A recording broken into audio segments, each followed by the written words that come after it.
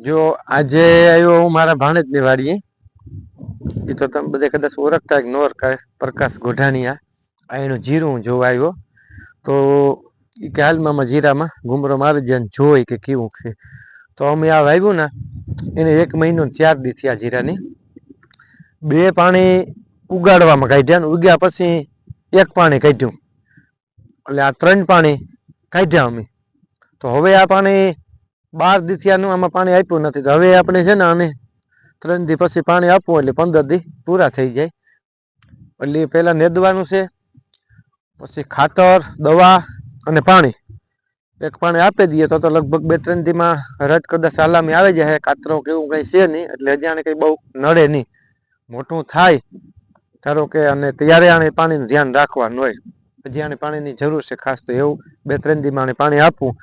અને આ છે 4 નંબર વાવેલ, 4 નંબર વાવ્યું. પેકિંગ આવે ને જી સલ્ટીભાઈ નું 4 નંબર એ વાવ્યું. અને જીરું બહુ સારું છે અને હાઈ ક્લાસ નીકળ્યું. અને બિયારણ પણ સારું છે. ઉગાવ હોય બહુ હાઈ ક્લાસ હોય. જે આપણે જીરું નાખ્યું તે પ્રમાણે 100% ઉગેગું. તો આને ઓછા પાણી હોય ને એ વધારે સારું એમ.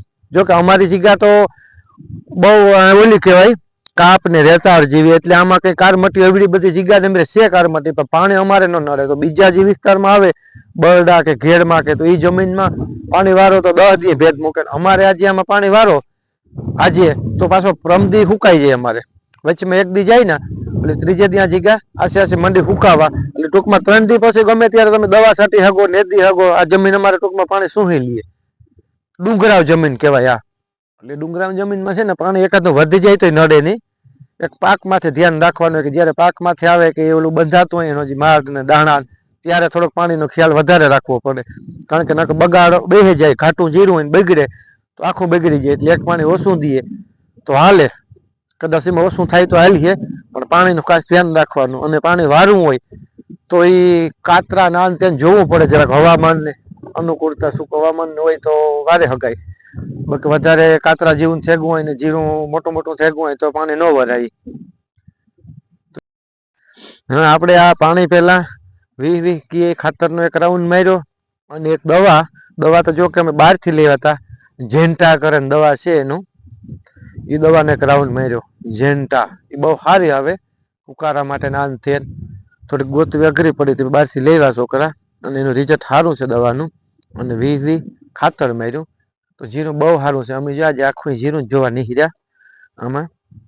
તો થોડોક નેદવાની પણ ખાસ જરૂર છે. થોડું છે કોક ઝીણું ખર્ચ. તો હવે આપણે એક પાણી વાળી દઈએ પછી આપણે 2 દી પછી સુકાય ને એટલે ઉપાડવું લાગે અને તૂટે નહીં આ ખડ. એટલે હજી 1 પાણીનો 2-3 દી પછી રાઉન્ડ મારે અને પછી આપણે નેદીએ એમ. કારણ કે હજી જો આમાં સુકાઈ ગયું એટલે હવે આપણે ઉપાડવામાં ખોડા છે એ તૂટી જાય એમ. આમ તૂટી જાય એટલું પાણીનો રાઉન્ડ પછી 2 કે 3 દી જાળવે ને પછી ઉપાડી લે. એટલે ખડ ઉપડતો આવે. થોડુંક લીલું હોય એટલે ખડ તૂટે નહીં એમ. નકર પછી આ તૂટે તો એ પાછું થાય. આપણે પછી પાણી વાળાને સીધું નેદવાનું છે. એ હર ઘૂમરો મારો આવ્યા હતા. ખાતરનો પણ 1 રાઉન્ડ મારવો, દવાનો મારવો, પાણી નેદવાનું, હેવાની બધી મારવી છે.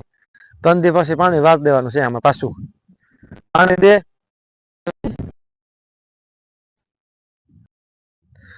આ આપણી 1 ક્યારાને ટ્રાય કરી હતી. આમાં ટૂંકમાં ટ્રેક્ટરથી વાવ્યું હતું અને આ વાવ્યો નથી. આપણે પેલા જ્યારે જીરું પહેલી શરૂમાં વાવતા તે તો હાથેથી આપણે છાંટતા જીરું. તો એ છાંટણીનું જીરું આપણે ટ્રાય કરવા સારું 1 ક્યારો આ અમે છાંટ્યો હતો. પણ એ જીરું હાઈ ક્લાસ બહુ ઘાટું હોય ગયું. તો આ તો આપણે આમ ટ્રેક્ટરે વાવીએ. બાકી જે છાંટીએ આપણે હાથેથી છાંટીએ ને જે જીરું, એ જીરું ઉગાવવામાં અને બહુ સારું થાય અને ઘાટું થાય. 1 જ હેરખું. આ તો પાણી સેજ 1 સાઈડમાં દોડ્યું હતું એટલે બાકી જો આગમ પાછળ આખું ઉગ્યું ને એ બધું કમ્પ્લીટ ઉગ્યું. તો 1 ક્યારાને ખાલી અમે ટ્રાય કરી હતી કે આપણે જીરું હાથેથી છાંટીએ કેવું ઉગે. આ પહેલા ઉગે કે આ ઉગે. તો ઉગવામાં આ પહેલા નીકળ્યું અને એકદમ ઘાટું નીકળ્યું. આ હાથી છાંટ્યું જીરું. તો આ તો આપણે વધારે હોય એટલે એ ટ્રેક્ટરો આવે ગયા એટલે એ માણસને કોઈ ઓલું નથી થતું છાંટવાનું. ચાલો આપણે ટ્રેક્ટર વવરાવી દઈએ, નકર ખરેખર થોડીક મહેનત પડે, પણ જે આપણે હાથેથી સાટીએ ને એવું જીરું આ વાવી એવું ન થાય. આમાં ને આમાં 50% ફેર છે. આ જરા કંઈક પારવેરું દેખાય, આ જોઈએ તો એકદમ નું ઘાટું દેખાય, કારણ કે આ સાઈટું હોય જીરું ઉપર હોય, પછી માથે આસી ગોરડિયા જડ કે ઢળે દઈએ એટલે જીરું ઉગાવવામાં છે ને કમ્પ્લીટ ને વહેલું ઉગે. આ થોડુંક વાવવામાં ઊંડું મારા અંદાજ પ્રમાણે વીણ જતું હે, તો કદાચ મોડું ઉગતું હે. બહુ જાજો તો ફેર ને, પણ એકાદ દી ફેર પડે ઉગવામાં એમ. પણ આ ઘાટું ઉગ્યું બહુ એકલાસ આખું જીરું. આ જે સાઈઠું ને એ જીરું બધું ઘાટું ઉગ્યું આખું. અને ઓઈલનું જે વાવલ છે ને એ સહેજ પારું દેખાય. એક ક્યારો આખો અલગ જ થઈ જાય, તમને થાય કે આ ક્યારો ક્યાં અલગ હરખું જ નાખ્યું બધામાં બી માપ કરે અને નાખ્યું છે. પણ આ જીરું હાઈ ક્લાસ થયું. આ ઘણા ખેડૂત આસી પારી કરે કિયારાની, આપણે થોડીક આ છોકરાએ વધારે જાડી અને મોટી કરી, કારણ કે આ લાંબો ટાઈમ ઉભે ઉનાળું છે તો ઉનાળા સુધી, એટલે માથે હાલવામાં દવા છાંટવામાં નેદવામાં પારી નાની હોય તો એ ખૂંદાય અને બેહી જાય. એના માટે આ પારી થોડીક મોટી અને જાડી બનાવી, એટલે એના માટે શેઠ સુધી આપણે દવા છાંટે શકીએ, કારણ કે દવા તો આને 8 દી રાઉન્ડ હોય જીરામાં, અઠવાડિયે દવા છાંટવાની હોય.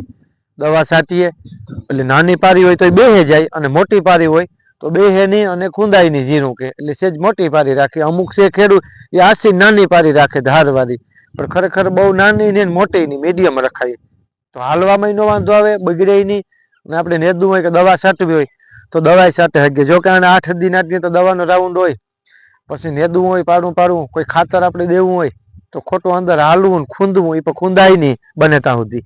હજી તો નાનું છે, પછી મોટું થાય એટલે આપણો જીવ ન હાલે ને, એમ કે ક્યારે પગ દઈને કેમ હાલવું. આપણે હાલીએ એટલે સંપલ પહેર્યા બૂટ પહેર્યા, અગર આપણે ઉગાડે પૈકી હોય તો ઉગાડે પૈકી હાલીએ તો જીરું તો ભૂહાય, એટલે આપણે બને ત્યાં સુધી પારી જ હાલવું પડે, કારણ કે જીરું ભૂહાણું ફૂકાણું બગડ્યું તો એ નુકસાન નહીં. એટલે પારી મીડિયમ બનાવે, પાછો છોકરાને જરાક વધારે જાડી બનાવી, એટલે એ પારી છે ને શેઠું ધીવી નહીં રહી, એમ બેહે નહીં બગડે નહીં. તો આને દવાને તો 8 દી રાઉન્ડ મારવા જ પડે, તો પારી ઉભે બે બાજુ દવા મારી જાય એટલે કમ્પ્લીટ થતું જાય. એટલે પારી સારી બનાવી. અને વાંકડી જોહાણ આવ્યું ને જોતો તો મેં કીધું આ પારી મોટી અને સારી પારી બનાવેલ છે બહુ, કારણ કે હજી દવા તાની ચાલુ જ રહી સેટ રાખીએ ત્યાં સુધી અઠવાડિયે દવાનું રાઉન્ડ હોય જાણું તો જ જીરા થાય. અટાણે જો કે દવા વગરનો જીરા થતા ને દવા છાંટવી જ પડે ફરજિયાત. તો આપણે મોટું થાય એટલે પછી અંદર ન હલાય ને, જો કે હલાય અટાણે પણ ન હલાય, અત્યારે અંદર પારી માથે જ હાલવાનું એમ, તો જીરું સારું થાય, બગાડ ન આવે, બગડે નહીં, ખોટું ખૂંદાય નહીં, નુકસાન ન થાય. એ માટે ગમે એ હોય છોકરા એ આવી રીતે પપલેન પારી બે બાજુ આમ છાંટે એટલે હાલે એમ. તો આ પારીથી અહીં સુધી લઈ લઈએ, વાં સુધી લઈ લઈએ, પાછી આ પારી ઉભે તો પણ એ બે બાજુ જ લેવાય છે, અડધો આ બાજુ ને અડધો આ બાજુ. અમુક છે વસો હોય ચાલે, ખાલના જોઈને લેતા જાય, પણ એ નાનું જીરું હોય ત્યાં સુધી તમે અંદર હાલી શકો. પછી મોટું થાય એટલે જીરું ખૂંદાવાનું જ છે, ખૂંદાય એટલે નુકસાન નહીં. ઘણા બધા હજી વચમાં હાલે ને છાંટે, પણ એ પારીઓ છાંટો તો અંદર બગડે નહીં અને નુકસાન ન થાય એમ, એ આપણા માટે ફાયદો છે એમ.